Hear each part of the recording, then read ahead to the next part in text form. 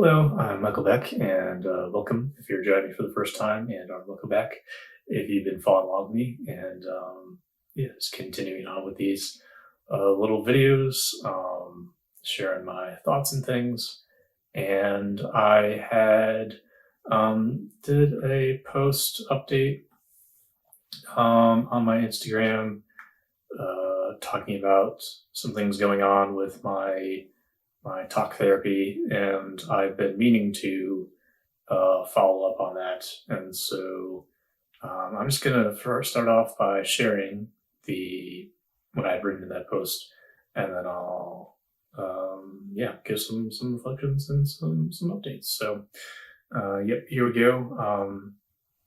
So my therapist and I, who have worked together for the past year through so many trials and traumas, have reached an impasse and are no longer able to work together the way that we once did. And so I must find a new therapist and try and start fresh. But this means having to start all over and try to build trust again. I'm still in the early stages of trying to process this. If finding the right therapist is like dating, this feels like a breakup and brings up so many painful memories and emotions. I know and trust that my therapist cares and wants what is best for me, and that my choosing to see someone else is ultimately going to be the most beneficial. But it's hard that things couldn't be sorted out. It's hard not to point blame for how things have transpired at my therapist, or especially at myself. It's hard not to feel like the sky is falling, that yet another thing that I thought was secure and certain does not exist for me. My days have been filled with so much grief, loss, and regret, and I can't help feel like this is just another thing that didn't work out, that I will struggle to move on from, even though I can in some way understand basic things like their inability to meet in person and not being certified in specific types of therapy that I might benefit from. But in others, I feel so confused by what's happened, and it brings up questions like, am I not bound to repeat patterns and mistakes? I don't get attached to anyone and everyone, but to those I do, I think that I can tend to stay and drag things out, even when the writing is on the wall that it is overdue. It makes me feel like I'm not able to have perspective and see things clearly. Can there be a good fit? Can there be a fresh start? And do I have the time? My current situation is only temporary. Um, my current living situation is only temporary. I'm still without a job and living off of my savings, but I guess I don't have any other choice. Of course, this would all happen right after my birthday and on the eve of Valentine's Day, and so close to the anniversary of things ending with one of the most beautiful women that I've ever met. It feels like all that I can do is hope beyond my ability to hope, to like Indiana Jones walk across the chasm. And yeah, so that's what I wrote. And so yeah, some thoughts and reflections. Yeah, so I'm grateful that and for the sake of authenticity and being genuine, that I was able and willing to write that and to share that and to receive yeah, encouragement um, and support from so many of you all. And yeah, I don't want to regret what I shared for that reason. I think it can be, for a number of reasons, like really hard to be authentic and genuine. And so, yeah, anytime that that can happen, even if it seems cringe or silly or, yeah, it's worth doing in the long run.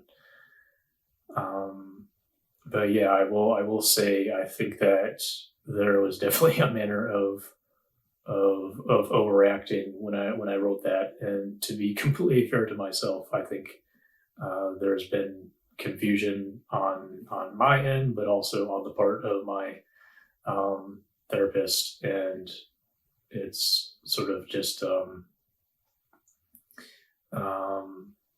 how do I say, just sort of the nature of therapy is you're dealing with another human being, and so we all have limitations, and it's imperfect. But I mean, the alternative would be to I guess work with a machine or AI, and that's all the conversation that I'm not going to really go into. But yeah, just believing. Yeah, I guess I'll say this, like, it was something for me to share this because really it um, shows things that not all is right in Pleasantville, so to speak. Like, I've been such a proponent of like therapy, and so for me to reveal that there were any kind of problems or struggles, um, is almost to sort of go against that, but really, like, I'm just trying to like be in a place where I can have things that I believe in and that I support and that I think are beneficial, and I don't have to defend them.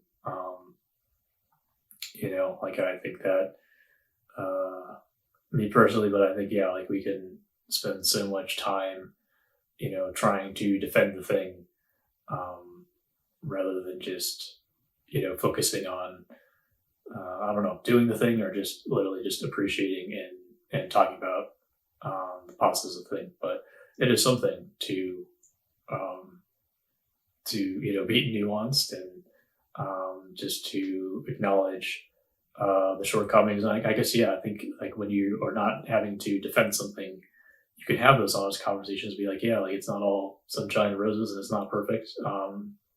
But that doesn't mean that it's not still beneficial. It doesn't mean that it's not still helpful. I think that's kind of a thing that you can fall into, when you're trying to defend something. Is it seems like, oh, like, everything has to be perfect, everything has to be great. If anything's like wrong, that like is like a shot against it. It's like, no, like, um, so yeah, not trying to defend that, but yeah, just try not to defend things so much in general. And I guess that could be another whole conversation, but trying to stay on track. Um, yeah, I'm not trying to defend therapy. Like, I've benefited from it, and I still am a proponent of it. But yeah, like, it's imperfect, and again, you're dealing with people, and I think it has to, like, to me, like, it has to be like, done with people. Like, if so much, um, like, for me, so much of the brokenness and the trauma has to do with feeling disconnected and a loss of connections. Then part of the healing has to be to building trust and security through connections. And so,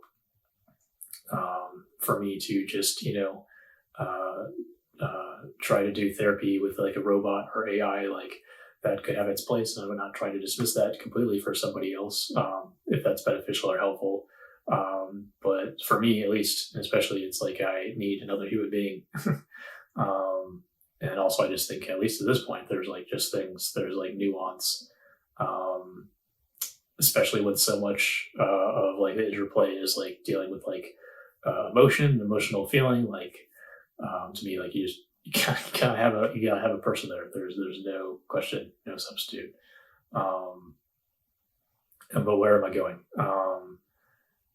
But right, so maybe a bit of overreaction, and the fact that there was some um, confusion, yeah, on my part and the therapist, is that they were picking up on just in sessions that I was getting triggered, and they're trying to be very, dutiful and diligent about that, because um, it is possible for a therapist to re-traumatize, and then potentially have to work through that with another therapist if a person actually chooses to continue on with therapy after that. Because unfortunately, yeah, some people will go to therapy, have a re-traumatizing event, and then just stop therapy altogether. So I think, yeah, to my therapist's credit, like, they are thinking about that and cognizant of that, and not wanting to to re-traumatize within the confines of the work that we're doing together. And they noticed that I was getting triggered, and they didn't really understand why, and they didn't want to continue on further without knowing, because they didn't want to continue triggering me. And so, so we kind of hit that point, and then we're mostly, I got, with like the wording and stuff, it seemed very like final, and so people have kind of maybe got the impression that maybe like just then and there, like I've stopped seeing my therapist, and that's not true. Like, fortunately, I was able to tell them, like what I felt like I needed would be helpful, and they were willing to, continue like working with me just in a different capacity.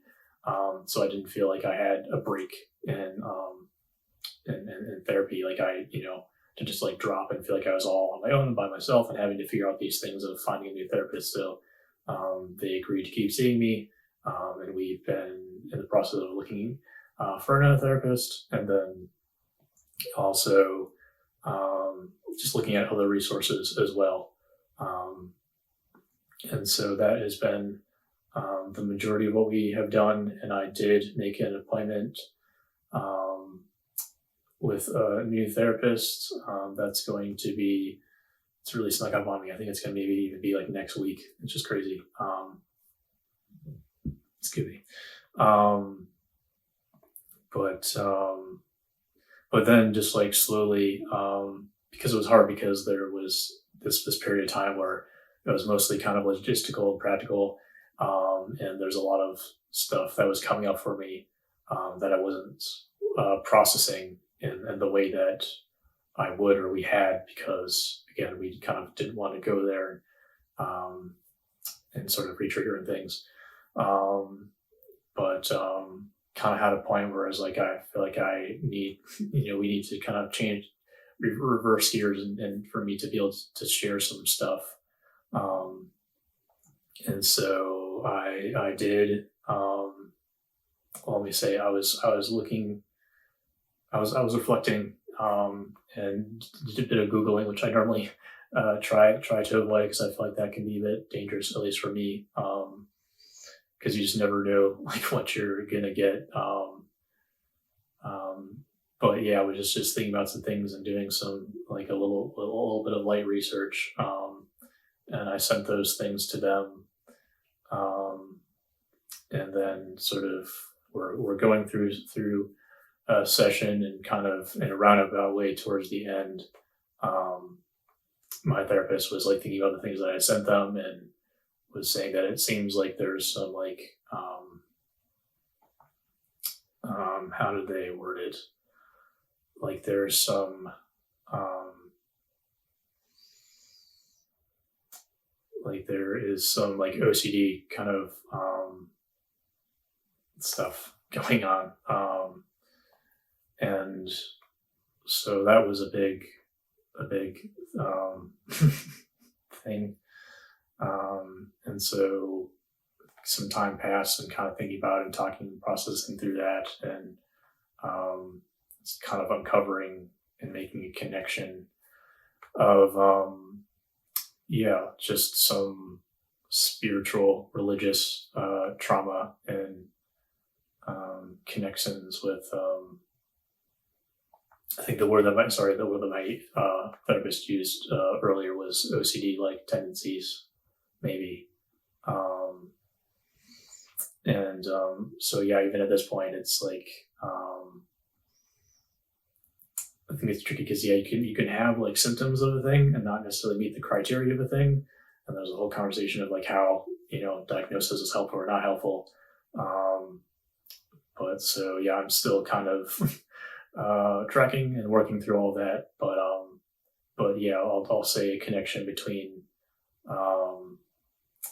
the religious trauma and my OCD like tendencies, and so anyways, it was something to kind of retread back and be able to talk through and kind of uncover those things with them. But I guess where I'm tracking is I think that was like really kind of the triggering thing, that was a confusion for both of us that we were finally able to identify, and I think brought so much clarity, is that so much of your talk therapies is about curiosity, like because that's so important because you have to approach with like the opposite would be assumptions and judgment, but be able to come in with the curiosity that is, non-judgmental and gracious. But it's hard for me to, I like there's a level of questioning that I find helpful and beneficial, but too much questioning, and that could be a trigger point for me. And so being able to identify that. So, anyways, it's kind of been a whole roundabout thing of, hitting walls and not knowing why, and then kind of these revelations bring some further clarity, and so yeah, it's been kind of a roller coaster, and yeah, is hard to kind of have this back and forth, and um, but yeah, all a part of the process. And again, trying to look at this with a lot of just grace and compassion, for my therapist and for myself, and just appreciating, just their work and their care, and just for myself, and trying to be cognizant of doing what's best for me and my needs, and for us continuing to work together in the capacity that we have been. But yeah, it will be something to meet with this new therapist and see if that's a good fit. And then, yeah, like working towards, I guess, maybe potentially just seeing them. We'll see. I mean, it's a journey, and so much is, again, like,